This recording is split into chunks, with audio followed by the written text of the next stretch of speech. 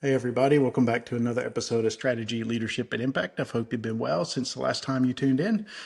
Those of you watching online, you can see that I'm in the gym. So those of you that watch on YouTube, watching the video, I just finished a workout. And during my workout, I've shared with people before that whenever I work out, it gives me ideas and I think about things I'm doing and things I want to do and everything. And tonight I actually thought about the topic for this episode. And some people might find that the theme of this episode might seem soft or maybe even sentimental at first, but it's one of the most powerful forces in leadership, community, your personal growth, and that is generosity. So this isn't about just giving money. So it's about a mindset. It's about how we lead, how we serve, and also how we connect with others. So I guess to get into it, let's talk about, what is generosity? How are we going to define it? So let's start with the basics. So like I said before, what is generosity? So at its core, generosity is really just the willingness to give more than is expected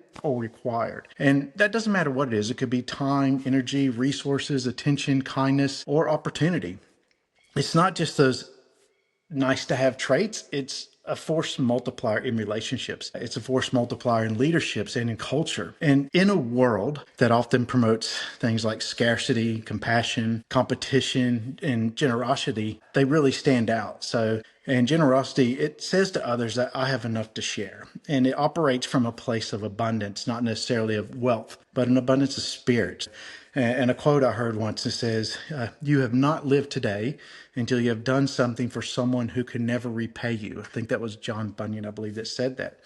And that kind of really struck me. So you talk about generosity. So why is generosity a strategic advantage? And why does generosity matter in leadership and in business? So generosity builds trust. So people follow leaders who give credit and listen deeply. They make space for others to grow. So it's not about you, it's about making others or helping others to grow. Generosity creates psychological safety. I know that came up in the last episode and other episodes.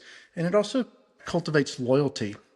Generosity, it attracts talent and partners who want to be around that kind of energy. In fact, companies known for generous cultures toward employees, customers, community, whatever, they often outperform their peers. I mean, by like leaps and bounds. And say, well, why is that? It's because their people want to give back to generous systems. And as a leader, when you mentor someone who's not in your department, doesn't report to you, when you share information freely, when you give credit publicly, or even create opportunities for others without strings attached, first of all, you get a great sense of fulfillment about that, but also you're creating a culture of trust and collaboration. So, and here's the twist with generosity. It's contagious. It spreads. So people start seeing you do that and they see you. It almost creates a bit of vulnerability to why are you giving away so much? So, and people will connect with that and they see that it's okay to be generous with your time, with your energy, with things like that, particularly whenever someone doesn't take advantage of it. And I'll tell you a story. Early in my career, I had a senior leader who they took the time to really give me detailed and honest feedback, something that they absolutely did not have to do, but they took me under their wing. And the conversations I have with this person, they changed how I approach leadership forever. And also in a community project I was involved in recently, several community members quietly covered the cost for a family in crisis. There was no fanfare, there was no PR, there was no social media. They just quietly did it, without even being asked. And that single act inspired this whole ripple effect. And others pitched in and morale lifted and everything gained momentum. And they say, all this family's needs are taken care of. It's just incredible. But they never once asked for anything in return. They never once went out and spruiked what they were doing or promoted it. And those stories are not rare. If you look closely, generosity is happening all around us. So I'll invite you to pause and reflect. Who's been generous with you in your life? When have you chosen to be generous and what impact did it have? And then, just take a moment to think about it and reflect on it. Think about how can you actually be more generous in your life and in your time with your energy and whatever within your relationships, whether they be personal and professional, things like that. So generosity in practice, let's think about it and why it matters more than ever.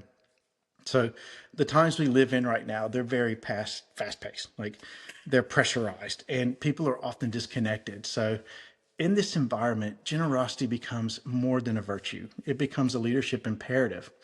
So here's the thing. Generosity also requires courage. So it requires the courage to give without controlling the outcome.